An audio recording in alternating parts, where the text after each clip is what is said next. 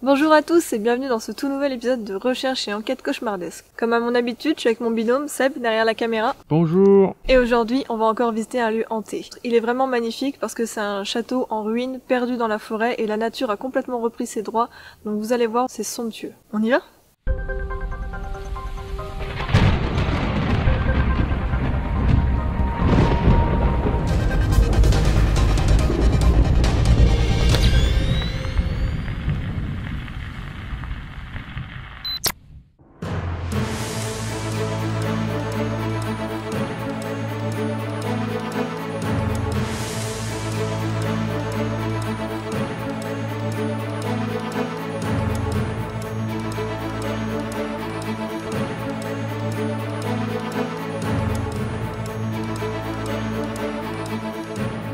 Cette magnifique demeure fut bâtie entre 1893 et 1895 par l'architecte lyonnais François Rostagna pour la femme d'Auguste Descours, une riche lyonnaise héritière de la maison de charbon du Fournel.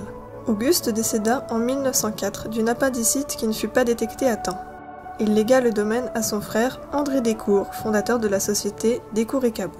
Les héritiers de la famille Descours eurent le projet de rénover la bâtisse avec André Rostagna, fils de l'architecte du château. Ce projet ne fut jamais réalisé et le château laissé ainsi à l'abandon.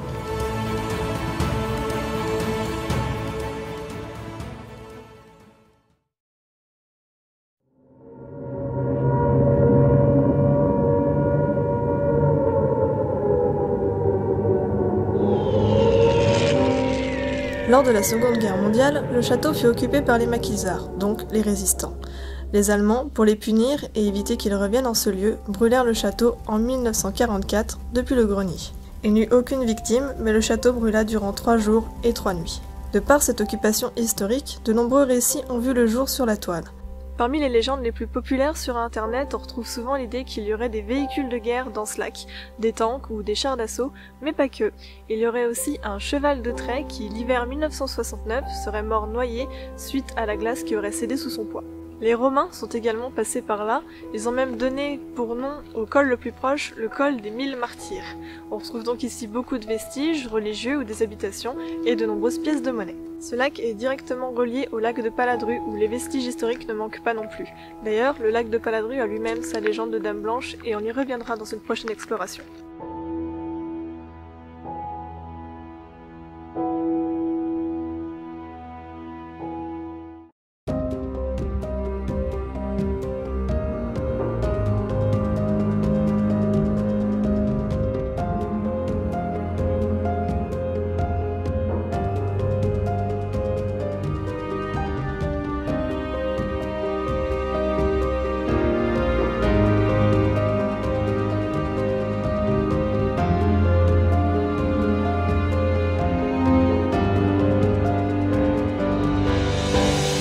Comme c'est un lieu abandonné, forcément il fait peur et plein de légendes sont créées autour de cet endroit. Par exemple, on raconte qu'il y a des maquisards morts qui resteraient hanter les lieux, qu'il y aurait des orgies, des sectes, des suicides, ou encore des bébés qui seraient kidnappés pour être sacrifiés ici même.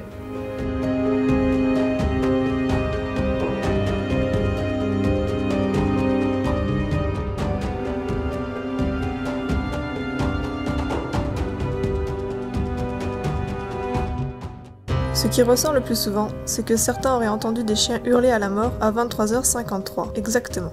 Parfois également accompagnés de bruits de sabots de cheval. Il y aurait d'autres bruits étranges dans la forêt. Il serait également difficile de photographier les lieux, les photos seraient systématiquement floues. Pour cette partie, de nombreuses photos sur internet nous prouvent le contraire. Et pour finir, les gens auraient le sentiment que tout est mort autour de ce lieu, mais alors pour le coup, j'ai pas du tout ce ressenti-là avec la nature qui est vraiment luxuriante et magnifique. C'est clairement pas mort. Il faut savoir que ce lieu est très respecté par les habitants, car à l'époque, Monsieur Descours, qui possédait une grande bibliothèque, laissait tous les ouvrages à portée des habitants. Il a également contribué à améliorer la qualité de vie des habitants en participant à des rénovations. Il offrait des cadeaux de Noël aux familles les plus démunies. Il serait donc mal avisé de créer de fausses légendes sur ce lieu. Et donc, comme toujours dans nos vidéos, nous resterons neutres et observerons simplement si phénomènes paranormaux il y a ou non. Alors, on se retrouve ici, ce soir, et bien sûr à 23h53, voir si quelques phénomènes nous arrivent.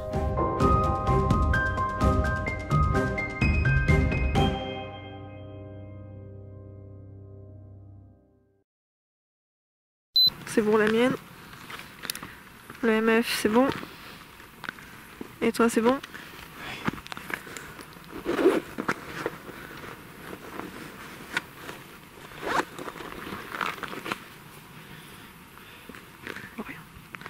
Ok.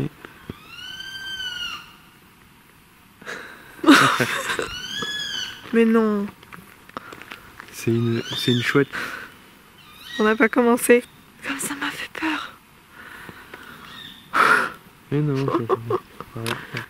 Bon bah voilà, comme vous le voyez, la nuit est tombée, on est tout équipé, donc on va retourner aux ruines. On vient déjà de se faire peur à cause d'une chouette. Et regarde là-bas, il y a des petits yeux qui nous regardent. Eh ben, c'est un petit Tu les hamster. vois?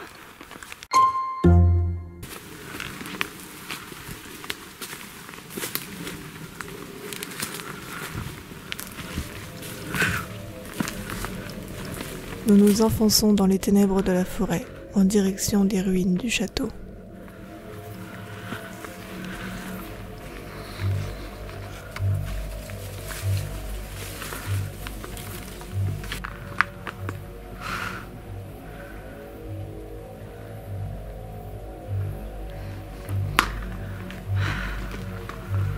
Autant de jours c'est magnifique, autant de nuits ça fait vraiment peur.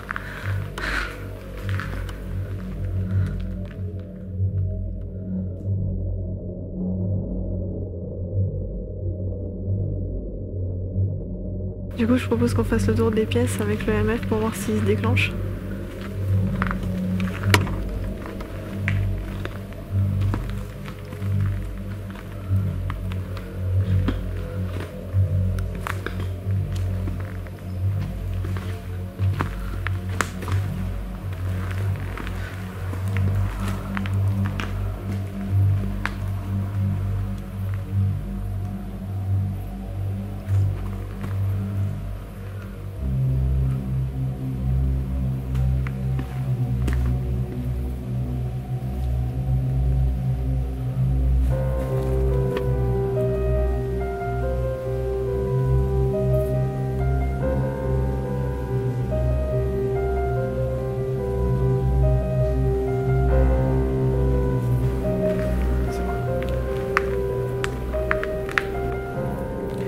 Est-ce que quelqu'un souhaiterait se manifester? Oh, regarde! J'avais pas vu ça.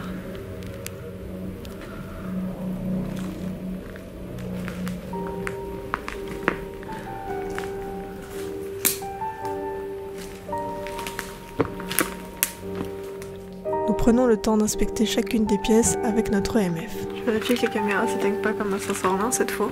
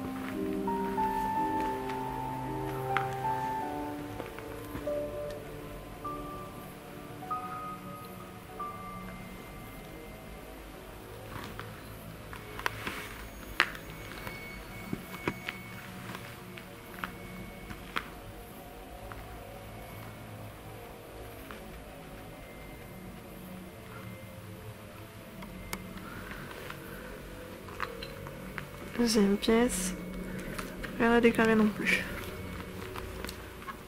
Le silence nocturne, seul, dans cette forêt, confère une ambiance pesante à notre exploration.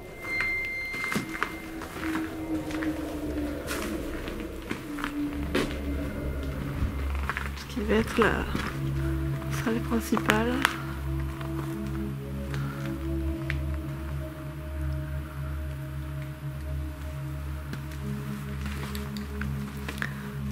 La bâtisse faisait 3 étages.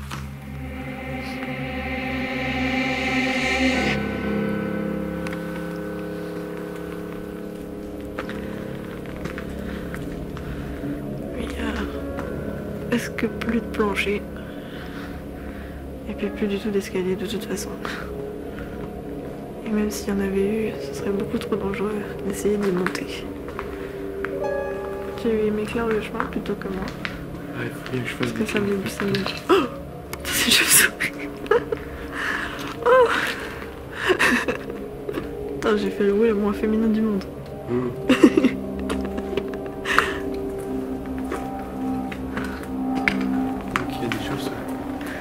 Il y a des chauves-souris, mais on le savait déjà 2 jours parce qu'on les a vus en train de dormir et on s'est dit ah bah cette nuit ils sont plus là. Ils sont en train de voler gaiement dans la forêt. On va dans cette pièce là. On l'a pas fait. Allez. Celle-ci je l'aime bien avec l'arbre qui passe par la fenêtre.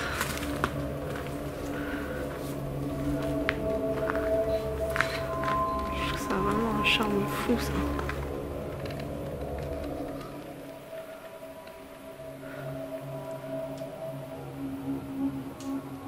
On vient de faire toutes les pièces, le MF s'est jamais déclenché, du coup on va aller voir les écuries dehors.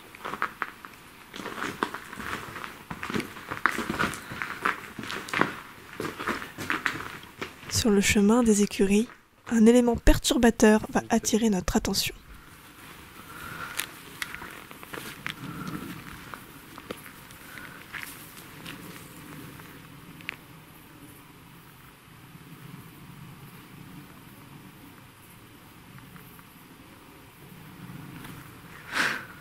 Suivant. Non, c'est des chiens. C'est plein de chiens.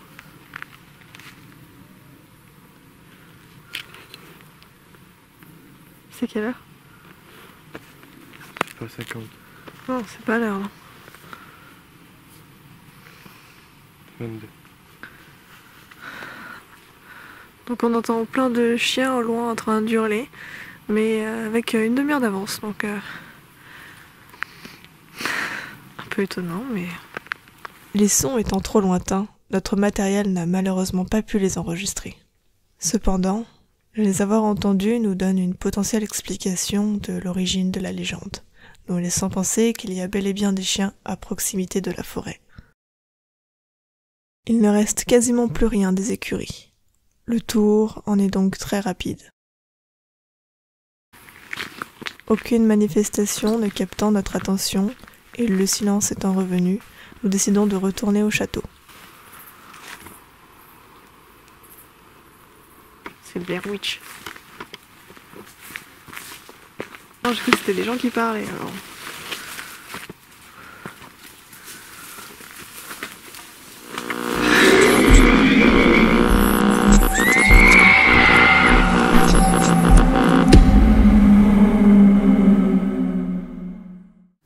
Alors autant toute la demeure je la trouve vraiment magnifique, surtout qu'on est 2 jours donc tout va bien, autant la cave, je suis pas sereine d'y aller ce soir.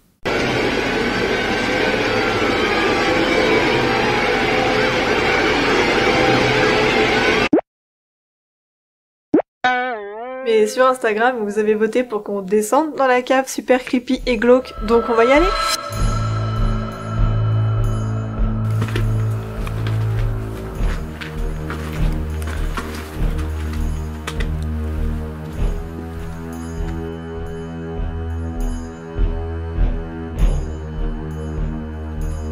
Toi aussi t'as vu la chauve-souris voler dedans? Oui, elle est sortie, elle est revenue.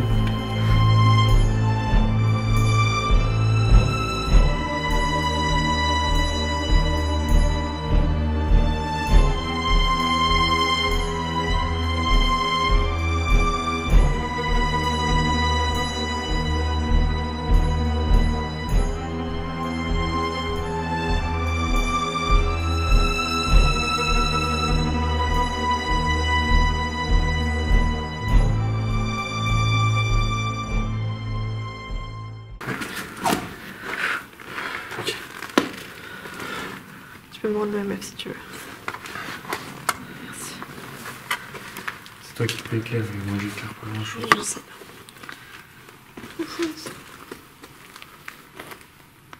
Il y a la blinde de chauve-souris. Ok, ça va, on peut nous faire mal.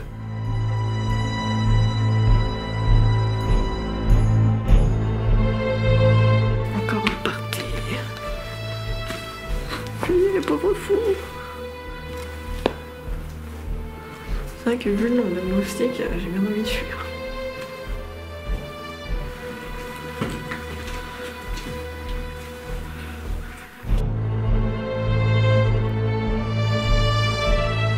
Nous explorons chacune des pièces du sous-sol, où plusieurs avertissements ont été marqués sur les murs.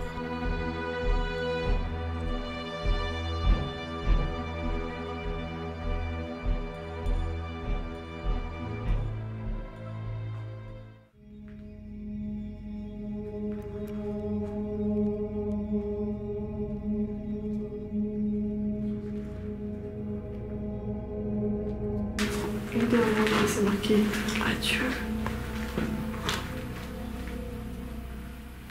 Qu'est-ce que tu fais avec tes lampes de poche? Justement, je voulais l'éclairer comme le fond. Ouais, c'est bon, c'est bon. T'as marché sur quoi? Un bout de bois.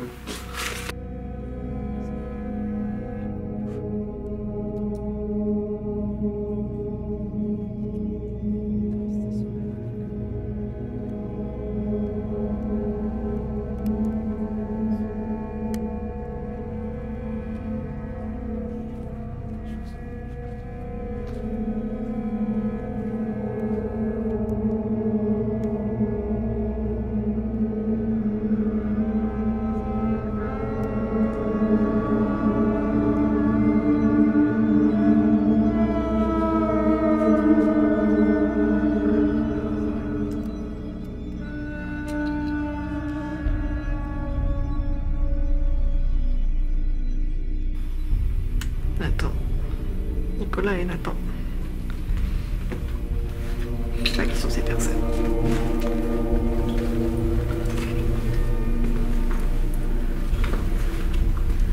Ils ont creusé un trou.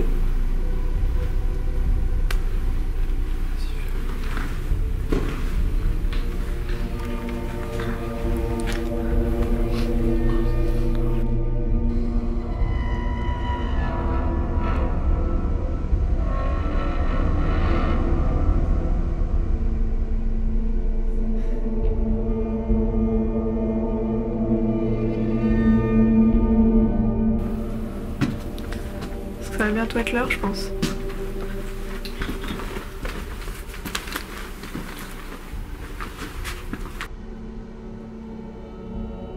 On va se mettre en place. Au-delà des tags et des chauves-souris, les sous-sols n'ont apporté aucun élément intéressant pour notre enquête.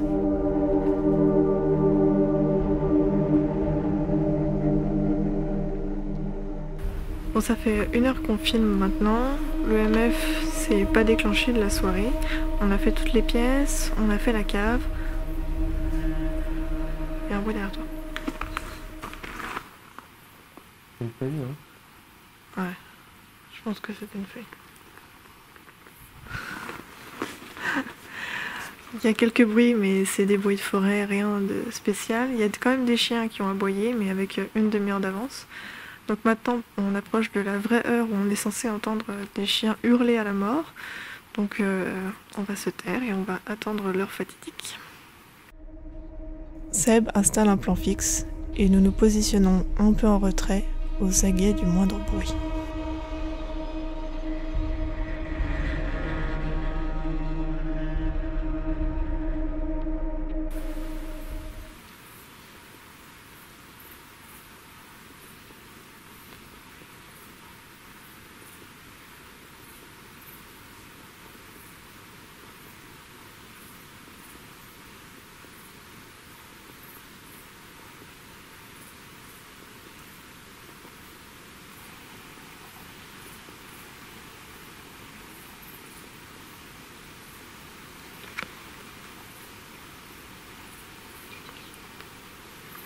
Est-ce qu'il y a quelqu'un avec nous ce soir?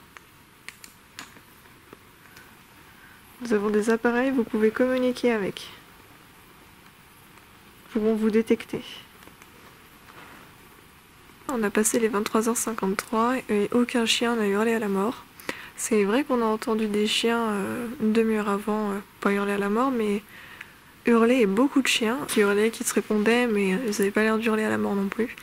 Et à 23h53, l'heure dite, Aucun bruit de chien, aucun bruit de cheval au galop, aucun bruit tout court d'ailleurs, par ceux de la forêt. Le MF, c'est pas déclenché. Il fait pas particulièrement froid, on a eu un peu froid aujourd'hui, j'ai toujours un peu froid, mais je pense pas que ce soit anormal, c'est juste les températures d'aujourd'hui qui font qu'on a frisqué. Enfin, ouais, rien qui prouve que ce lieu soit hanté.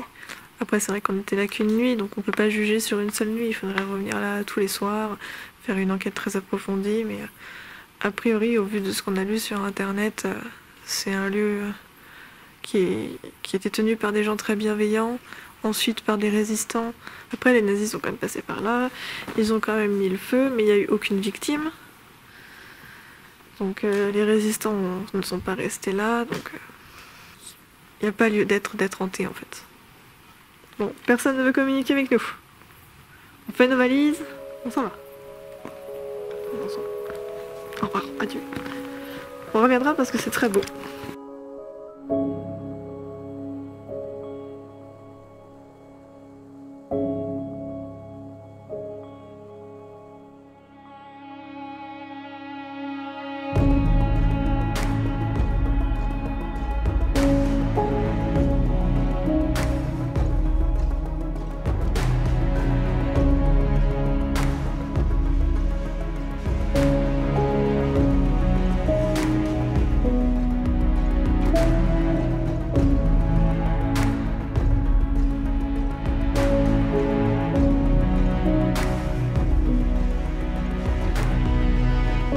Et voilà, ainsi s'achève notre nouvelle vidéo. J'espère que cette nouvelle aventure vous a plu. Si c'est le cas, n'hésitez pas à mettre un petit pouce, à vous abonner à la chaîne et on se retrouve très vite pour de nouvelles aventures.